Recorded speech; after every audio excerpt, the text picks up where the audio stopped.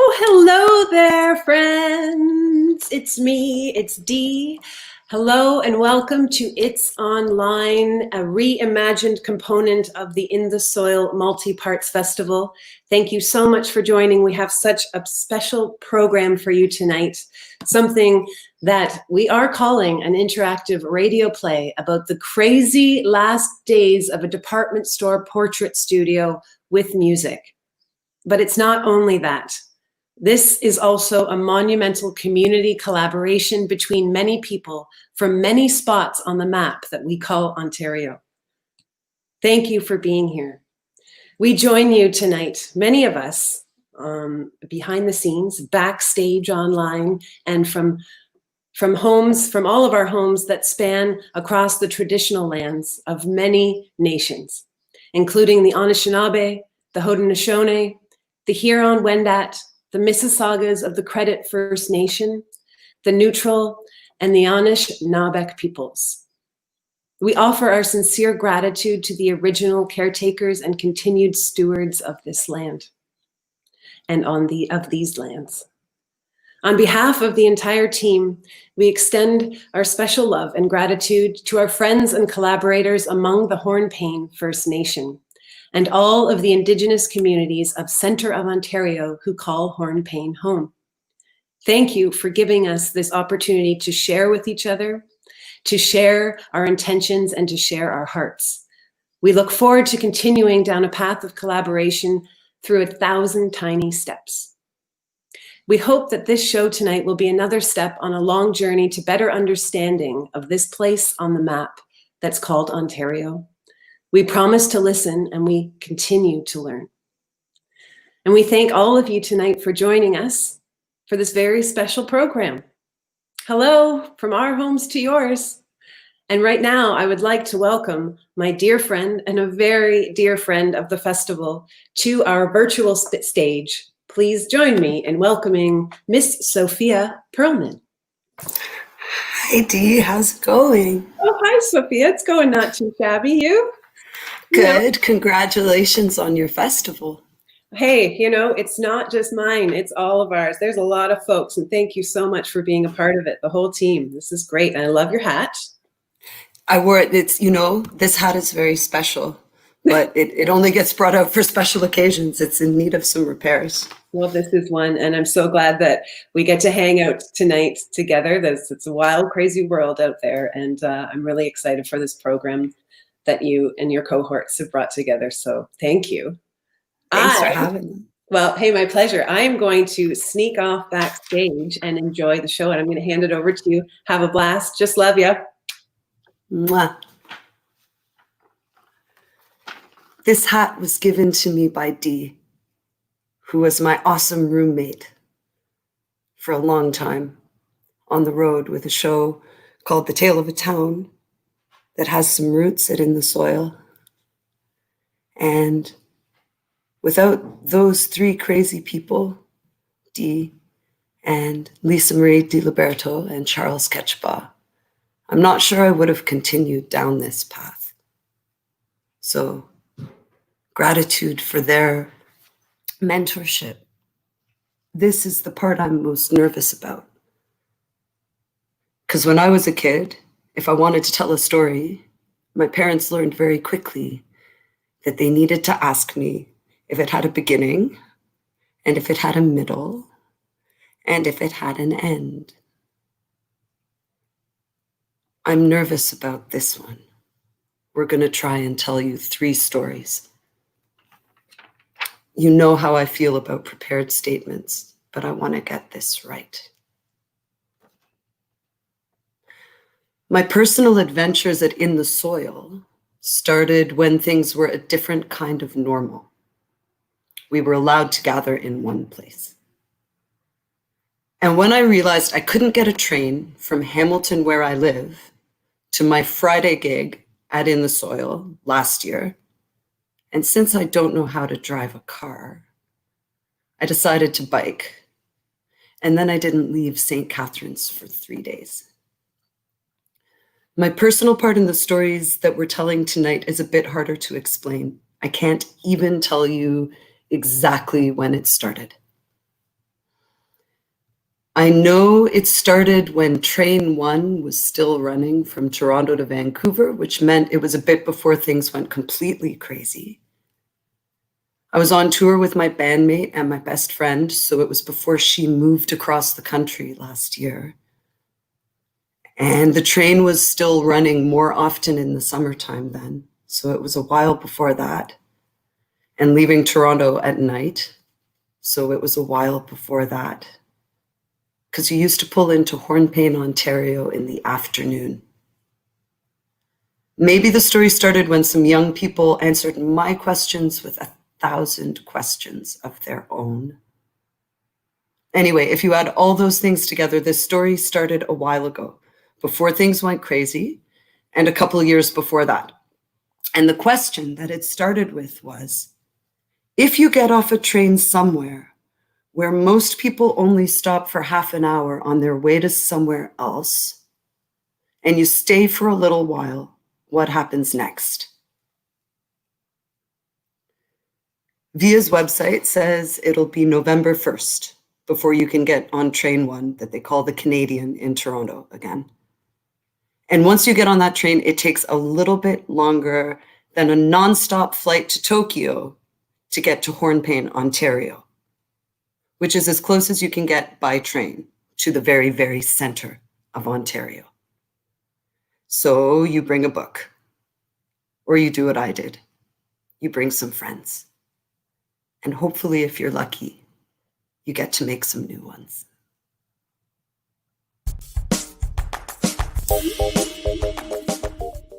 Last year, I came up with a cockamamie idea to do a radio play that had live jazz mixed with a silly tale about a department store or mall that was closing down. More specifically, the story was how the family portrait studio in that store or mall was turned into a super successful photo booth by a quirky but daring teenager. I told this idea to my friends Sophia Perlman and Chris Gale, and a few months later, in the dead of winter, we found ourselves on a 17-hour, dreadfully long but otherwise quite relaxing train ride to a wonderful northern Ontario town, although they keep telling me that it's technically the middle of Ontario, called Hornpain. And we started working with these amazing students and the community members to sort of create our own musical photo booth. Unfortunately, as of now, we are unable to return to Hornpain to finish the project, but with the help of the Toronto and Ontario Arts Councils, as well as the wonderful folks at the In the Soil Festival, we sort of get to continue the project here online and share it with even more people. In fact, Sophia's blended the real-life story of Hornpain's own mall closing with my made-up story. That's why I'm narrating as a puppet, to make it easier to keep track of which story is which. Also, my hair is a horror show. Enjoy.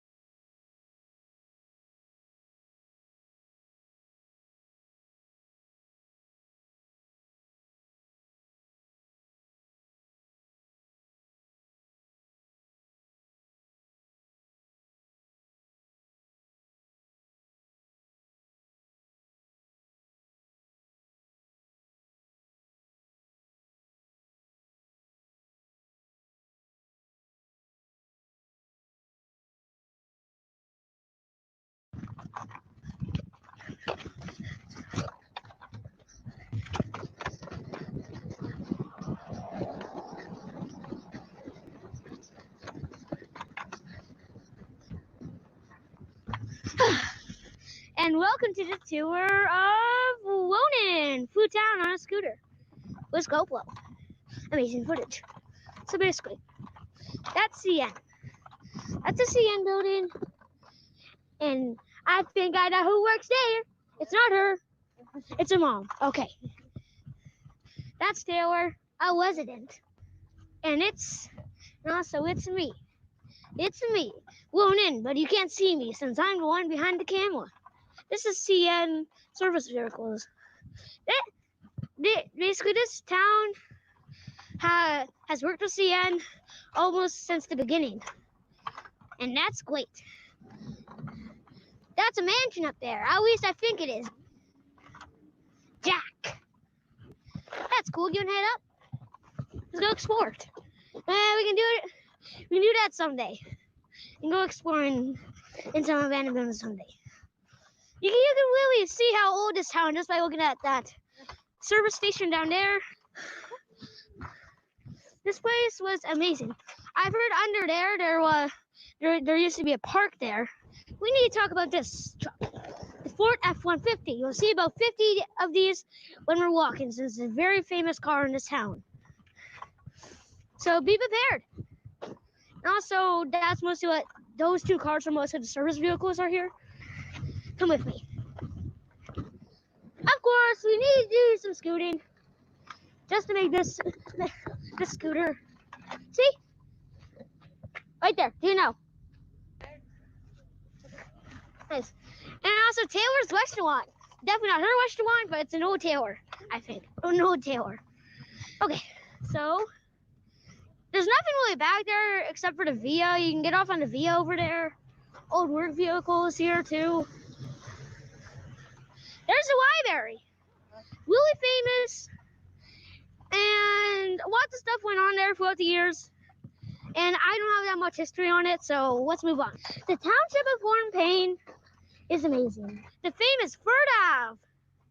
Really famous because it's the biggest street in Hornpain and also the busiest. No, this is like the busiest right here, I think. That's not as busy. Front Street is kind of busier. Of course, the Hornpain Fire Station. I don't really know what to say here. So, I remember there's two really big trucks in there, and it's amazing, and they love Sparky in there. So, oh yeah, so let's go look at the back. Let's go look at the back. Hey, look, Ontario Provincial Police. They work here, at least sometimes. Of course, you can't forget the sign when you're walking to Hornpain. Township of Hornpain. The GNO. You remember the old GNO variety store back there too, but this one's way better. And my mom used to work there. Of course, it's great. They now have soft serve ice cream, but they only used to have hard serve. I don't know why I'm saying that, but I just wanted to point that out. Maybe flea marketing campaign. I don't know. But oh yes, that's great. Everything is great here, especially ice cream. Members, this is where slushies are made for this town. Oh yeah, we're coming up. We're coming up to the big stuff. I just want to say this. It's a very nice place of town. That's a J&R automobile service. One down, one time I almost got arrested there, but we don't want to talk about that. Skate park. Actually, oh no, it's 2 years of history or 1 year? 2 years of history. I cut my knee open there, but that's all I know about it. Oh, the pavilion. The pavilion. Amazing pavilion. My name's Ronan, and I've been living here for I don't know how much years. So bye.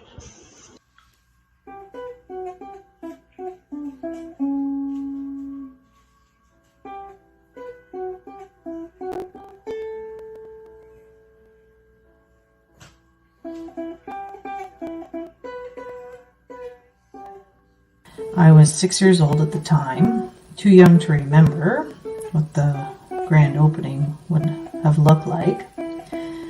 When I was a little girl, The Hallmark Centre was one of my favourite places to go when my mum and dad would take me out. They had so many different things to do inside of the building. The mall was built before I was born, so it was literally around for as long as I remember. I remember going there from the time I was a little kid. My mom had a friend who worked at the northern store, which I knew as the Bay, even though it wasn't. So we went there a lot to say hi and look at toys. My favorite memories of the mall was being able to hear who was there before seeing them. There was a man who still lives here, but he often visited the Louis Place, and then it became Craig's Place bar. Anyway, his huge, loud laugh was the sound of the mall. Seriously, you could hear him from almost anywhere in the building. When he would laugh from the bar during a conversation he must have been having with someone, it became a sound you didn't even register anymore, like the sound of a train blowing its horn past the crossing.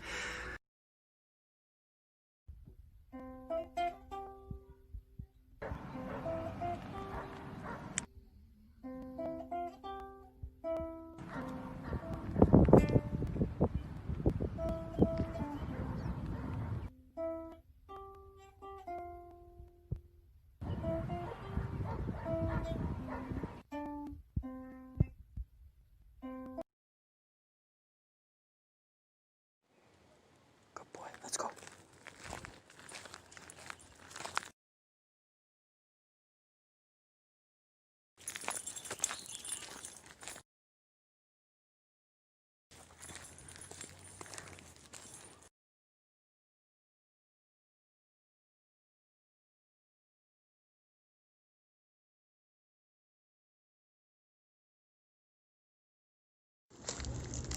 So I had this idea. It's an idea for a game that I thought of while I was up visiting this magical place called Hornpain, Ontario. We got to try it once and it was so fun, and my mind has just been exploding with all these different possibilities of ways we could play this game. I was scared of dentists and the dark.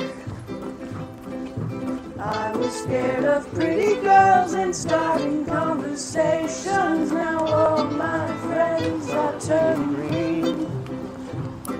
You're the magician's assistants in my dreams.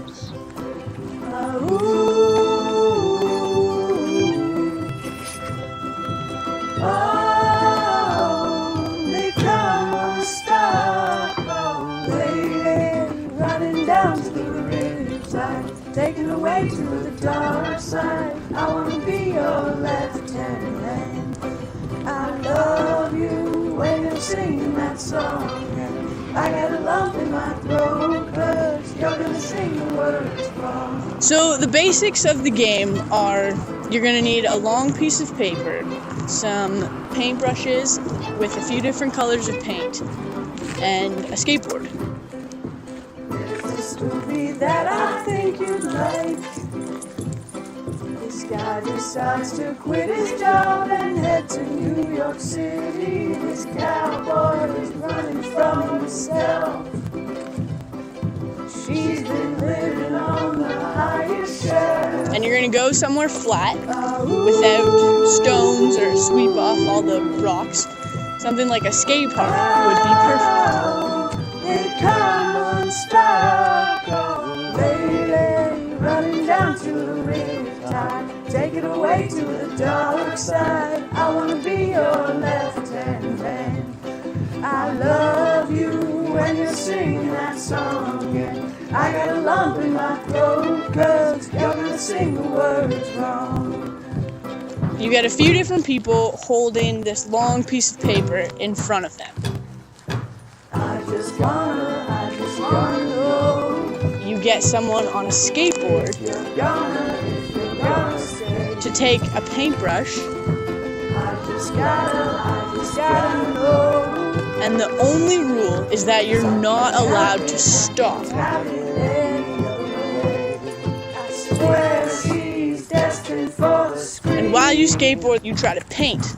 Closest thing to Michelle Pfeiffer that you've ever seen, oh lady, running down to the riptide, taken away to the dark side. I wanna be your lieutenant. I love you when you're singing that song, yeah. I got a lump in my throat, 'cause you're gonna sing the words wrong. And so that's the basics of it. And if you're not comfortable skateboarding, what you can do is sit on this skateboard and get one of your teammates to push you. So little ones and adults and grandparents, this game is for everybody. Running down to the riptide, taking away to the dark side. I wanna be your left-hand man. I love you when you're singing that song. And I got a lump in my throat, 'cause you're gonna sing the words wrong.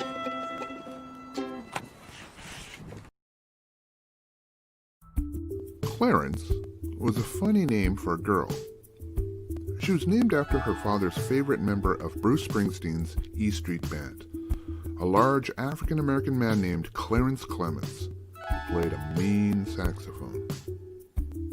When she was born, her father mistook her umbilical cord for enlarged male genitalia and excitedly proclaimed to everyone in the delivery room that his child would be called Clarence.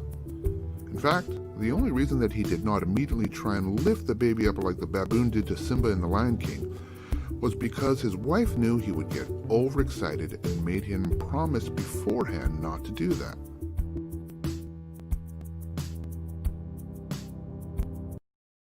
So when they would take me there, sometimes I remember my dad bringing me to the restaurant at it was Louis' Place back then, and having a juice and being able to play some of the arcade games that were right outside of the entrance was one of my very favorite things. I was always really lucky when Dad decided to take me out for coffee.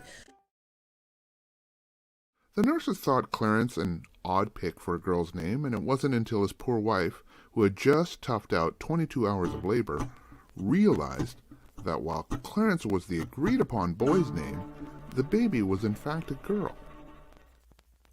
Unfortunately, by the time she had tried to challenge the name choice, the father had already registered the baby's name and the exhausted mother was just too tired to fight.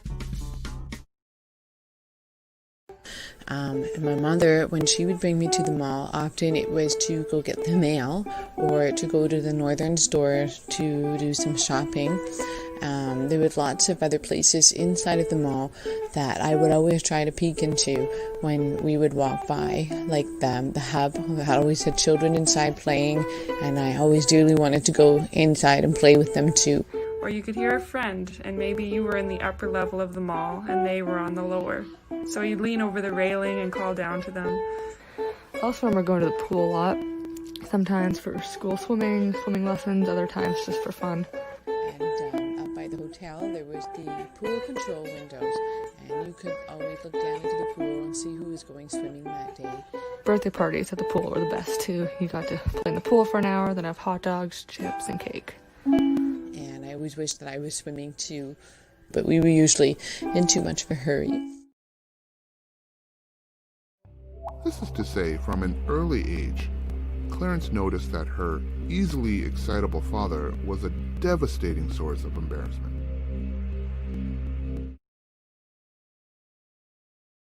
My dad worked at the high school, so I often went there after school and waited in the office, coloring or playing games on the computer. It was pretty exciting for me, because it somehow didn't count towards the hour of computer time I was allowed to have per day. I spent my first year and 1 month of high school in the mall. We do have a lovely school now, but I really liked the school in the mall. We also got to have home games there for volleyball and basketball, where other teams would come to us. They thought it was pretty cool that our school was in a mall. This was really exciting for me because sports were really important to me in high school. However, she would discover that he had less opportunity to act out at fine art events than at school sporting events, so she quickly turned her energies to art activities in an effort to avoid a childhood of shame. There was the big library I remember going to most of all. It was very large to me, but I guess in hindsight it was a pretty small library, and being able to go and pick out my books was always one of my favorite activities too.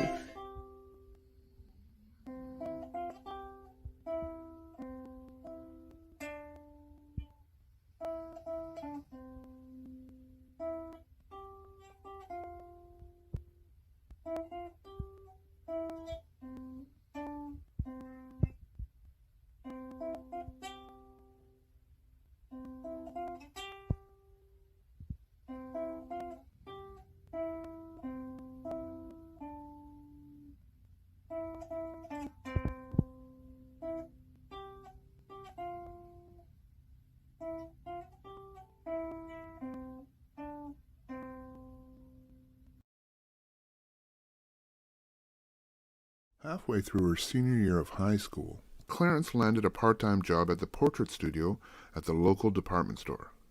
This was great because it was going to help pay for some of her expenses when she started art college in the fall. Yay! Unfortunately, 3 months in, all the employees were told that the department store was going bankrupt and closing by the end of the summer. This sucked because she'd have to find another job, but it was great because she suddenly became the boss. Upper management just didn't really care that an angsty high school teenager was now in charge of a few final bookings.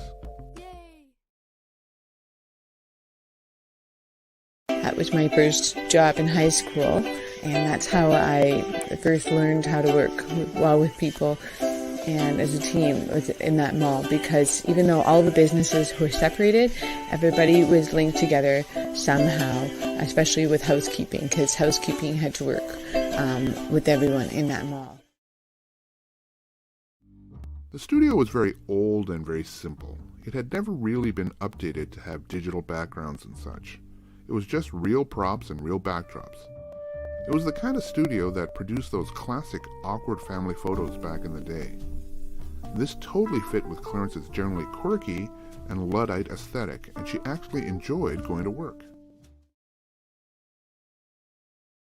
And right before the mall closed, I remember in the last year that the mall had stayed open, business had slowed down quite a bit. Taxes were getting pretty high, and I think some businesses were having a hard time staying open in that mall. So I remember a lot of places in that mall were boarded up and closed. Some of the glass windows and doors were boarded up because they had been broken.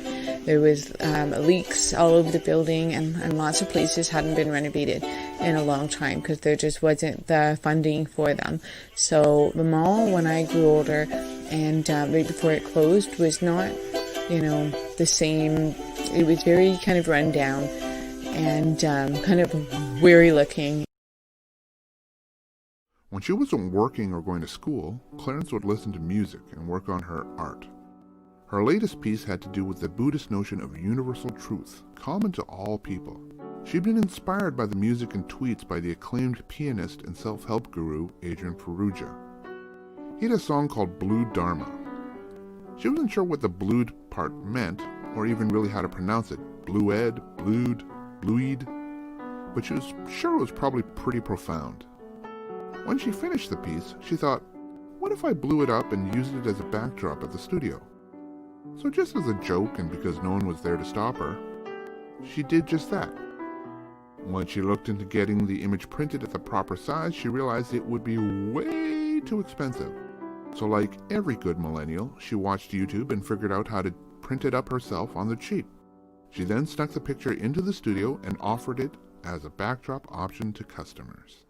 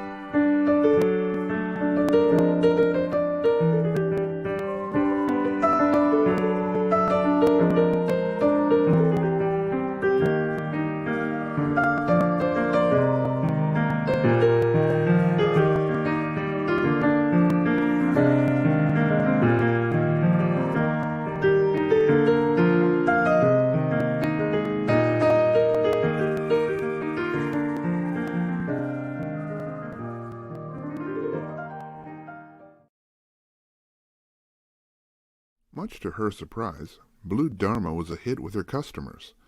They found it to be a perfectly kitschy backdrop and treated it more like an Instagram opportunity.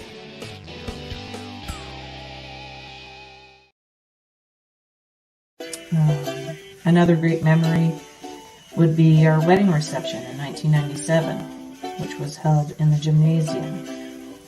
We had about 400 guests attend our wedding. I remember having to book every hotel room in that hallmark for our family guests. Just good times. In fact, through word of mouth and the magic of social media, bookings at the portrait studio increased by 100-fold in just 1 week. She even got to hire her twin sisters, Enrique Iglesias and Tim Horton, to help with the customers. The twins were also named after heroes of her father, and the names were what they were because their mother had chosen to pick different battles to fight with her husband.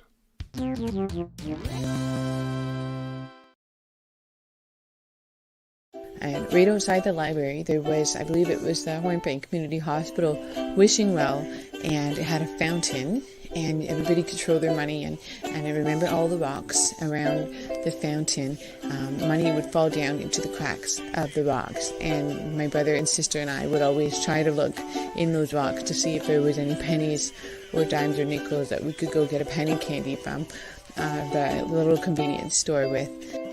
A lady who lived in the apartments was everyone's favorite person, larger-than-life personality. You could hear her in there chatting with someone, and if she saw you, she'd call hello to you, or if you were a kid getting into trouble, climbing an area of the mall you weren't supposed to, or sliding down a large ceramic slide outside the restaurant, she'd yell at you that she'd tell your parents, all in good fun. Clarence then had a crazy idea. What if she printed some more drawings and created more of a photo booth vibe? Or at least, put it out as an option. She'd call it The Worst Photo Booth Ever, or WPBE. So, for her next backdrop, she thought about the emotional highs and lows she'd gone through with her beloved Toronto Raptors winning the NBA championship, but then losing Kawhi Leonard to free agency, all in the space of a month. She took solace by reading about the Taoist concept of yin and yang, and by listening to the solo works of pop crooner and notorious Lothario, Drew Burston. She entitled the new image, All That's Left.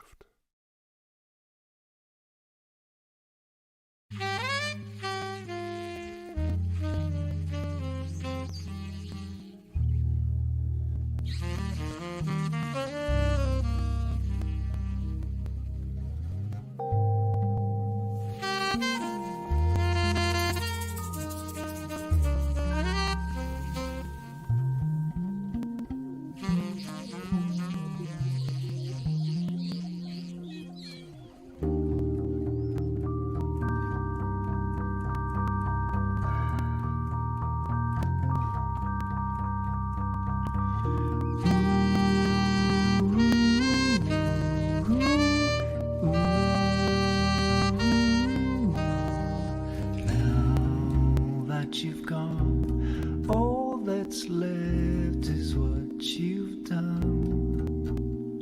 You gave all you could, never doubting even once. You weren't around, could not deal with all this space. I reach out my hand, I can almost touch your face. Shine your light through my heart. We get up every morning on this day and forever. Oh my love, I am sending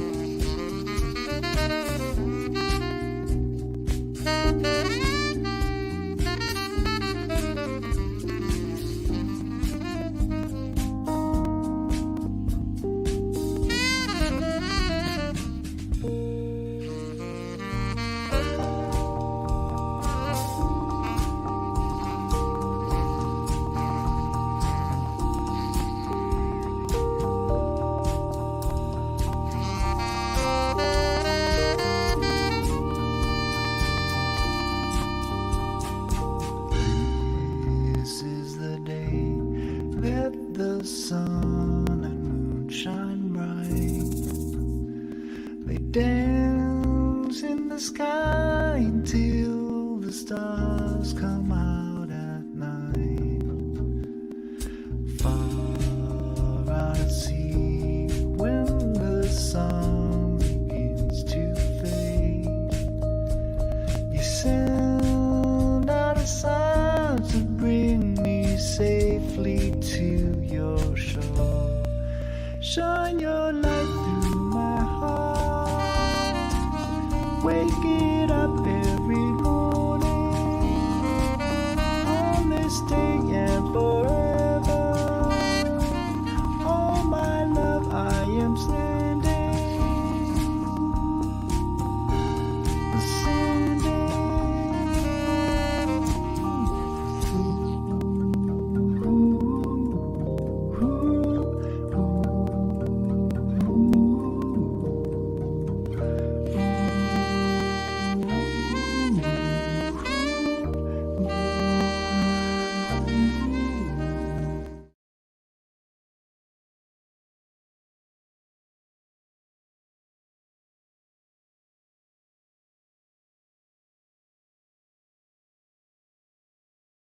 Or bad. There was always someone to find down at the mall, and there was always something that you could do when that place was open. There was a sauna there that we could warm up in after swimming, and we always left a few minutes early so we could get in the sauna and claim our spot and gossip about whatever 8-year-olds gossip about. I remember going to the gym for free play as well. When my friends and I were about 12, we would go there and play our own version of the game Foursquare, and we actually laughed so hard I think we cried. It was fun.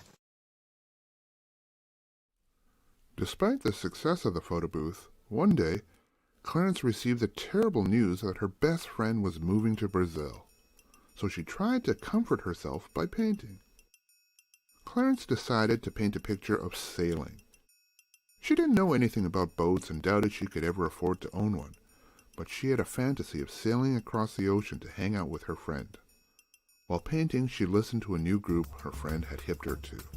The band's name was Hector, and she had their song Richard's Rhyme on repeat while she painted. She loved the song, and wasn't even bothered by the rumor that the bandleader, Chris Gale, was not a natural redhead.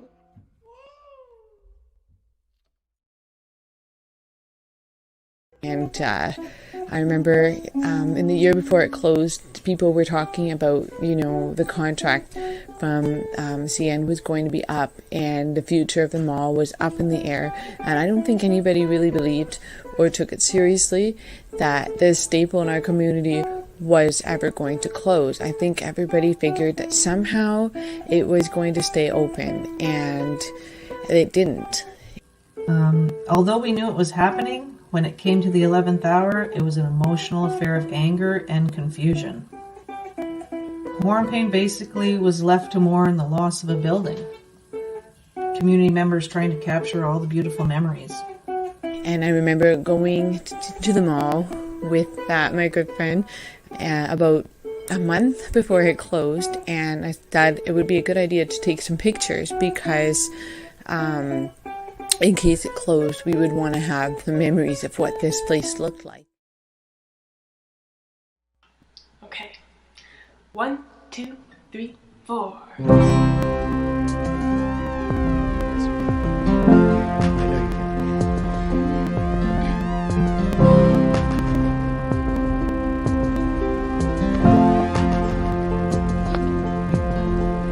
Summer's getting old, apples in a basket. Hold on to sunlight, you just can't grasp it. Make these days your own, they're only getting shorter. Build your wall against the night, lay bricks with thinning mortar.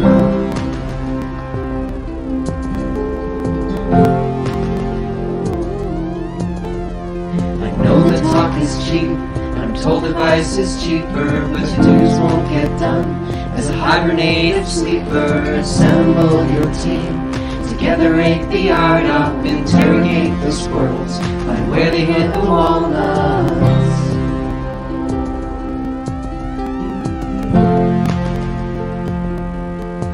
We gotta love the life we have. It's not much, but after night comes back.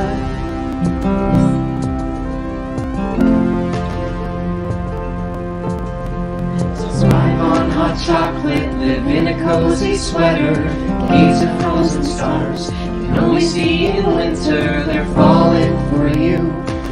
A fleeting secret one day will burn out too, but it ain't our time yet. It ain't our time yet. We gotta love the life we have. It's not much, but after night comes back.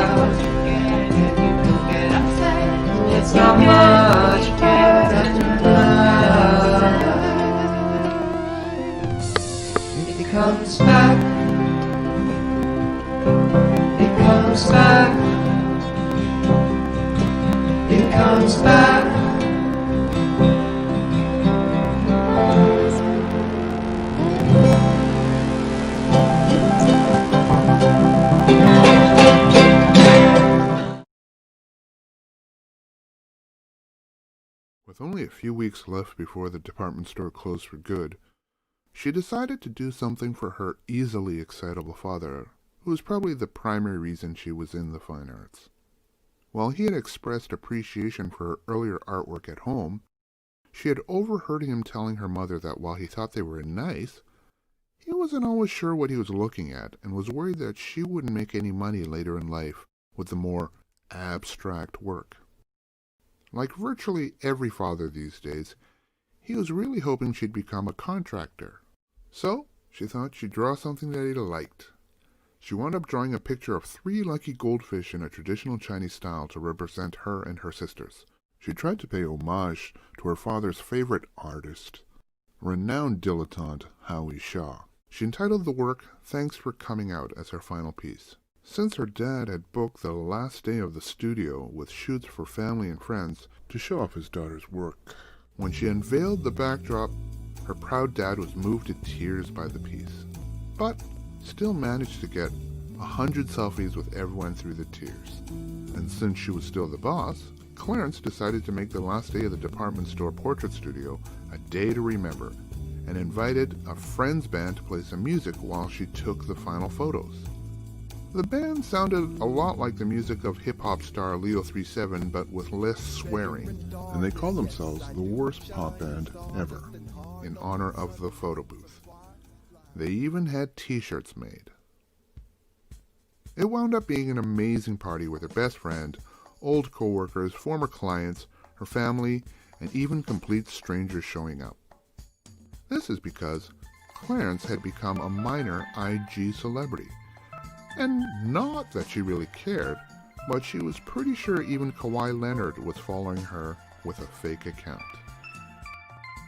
The last song the band played before they turned off the lights was written by one of the band's keyboard players, the winking Welshman David Hughes, who named the song Einor Man, not Iron Man, Einor. No one knew why.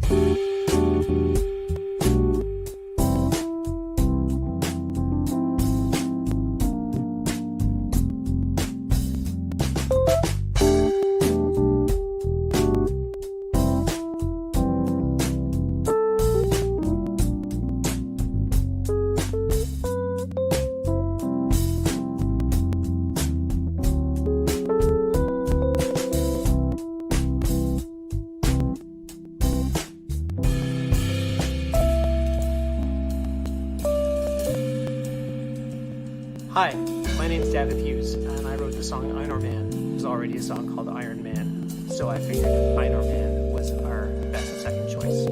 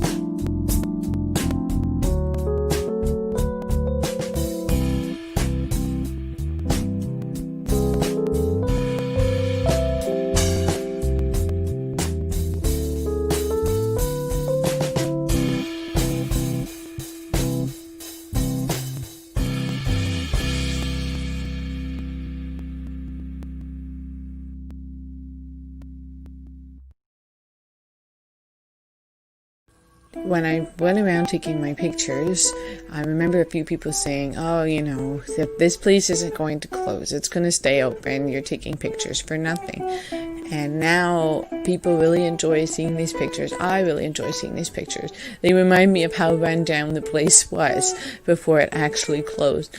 And it also reminds me of all these memories that I had as a kid in this wonderful, wonderful building. It was our social gathering. It was our social place. It was where, you know, you might come to get the mail and run into a friend and, oh, how about we just go sit down at the restaurant and have a coffee? That's what a lot of us did there. I was sad when the mall closed. The weeks leading up to the closure, we were in school, and I remember the teachers were slowly moving everything into the building, into the new school, and the classrooms in the school got emptier day by day. I'm not sure how the rest of the town felt. It was just a whirlwind of emotions. But I thought that part at least was pretty sad. But I'm glad I at least have lots of good memories other than those last few weeks. When it closed in 2011, our community felt gutted. The hallmark was the heartbeat of Hornpain. It was truly our town under one roof.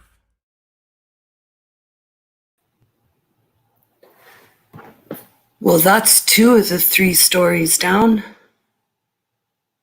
At least Tim's story sort of has a happy ending. We all want the payoff. We all want the end of the story to be, and the mall was saved. And it doesn't always work out that way. And now we're still here with 1 story left. And truth is, we only told you the very, very, very beginning of that story. That was September, when we went and played skate and paint in the park. And it was January when Tim and Chris went up into the bush.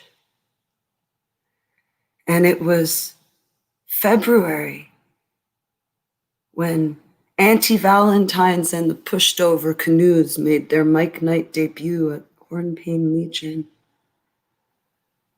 But I guess that's the point. My story with Hornpain started after the mall.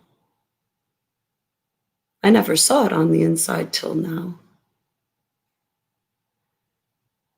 My story starts with a town that lost its gathering place, I guess. That's what the internet tells you. But I didn't see a town that doesn't gather. They gather for art in the park. They gather for wing night. They gather for darts. They gather for story walk. They gather for trick or trunk. They gather for pancake breakfast. And they found the spaces. The real beginning of this story maybe was the day that I got off the train 2 years ago, and thanks to a couple of brave folks at Hornpain Elementary and Secondary School who were willing to trust me, I left a letter for the kids at the train station. Thank you, Brenda, for finding it and making sure it got where it was going. It started with a letter and then they wrote me back. And we had a happy ending ready. Because we realized that a mall is just a building with rooms and we were going to turn the school into a mall for Music Monday, and I haven't seen you all since February. So at 7 o'clock this morning, I still didn't know how to end the story. So I wrote another letter and I sent it to the kids. Dearest Tess, tonight we're streaming a show for the In the Soil Arts Festival, and there are going to be some familiar faces and voices from around town. We hope you came and hung out with your family. Tristan and I will be in the booth and hanging out in the comments section. We took the worst pop band story about the photo booth and tried to find a way to also explain about the mall and what we did for Culture Days and what we had planned for Music Monday. The hardest part was that we didn't know how to get a hold of a lot of you to ask if it would be okay to use pictures. We managed to get a few of your parents, but if you didn't see your face in the show, it's because we really respect you and we really wanted to find a way to ask your permission first. But we really want you to know. We have so many wonderful pictures and memories from this year, and we're trying to figure out a way to share them with you privately. If you have any pictures, we would love to simply have them to remember the last 8 months by. And 18 strings, if you're watching, before you give me that look that you give me before we leave every time, like you think we're never coming back. And Mason, if you think that we forgot our promise. And to the one person who wondered if when we all had to stay inside, we might forget about you altogether. There is no way we could possibly ever forget you all. We aren't saying goodbye. This isn't the end of the project show. This is us writing the end of the first chapter of this story so we can all get to the exciting stuff that happens next. Or maybe the second chapter, because there was that first part when suddenly the train station became a makeshift post office. We miss you very much, and we will see you soon if you haven't forgotten about us by then. Lots of love from me and Tristan and Jill and Tim and Chris and the worst pop band ever and the Hornpain Community Arts Project people. We wanted to let you have the last word. And so we want to tell you another little piece of the beginning of our story. Thank you so much for being here.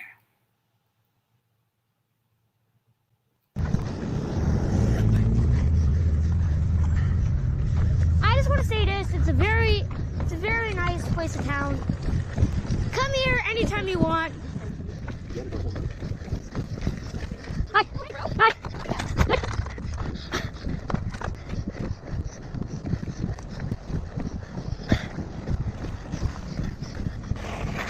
Skate park. Actually, oh no, it's 2 years of history, 1 year. Oh, the pavilion. The pavilion. Amazing pavilion. 3, 2, 1, go.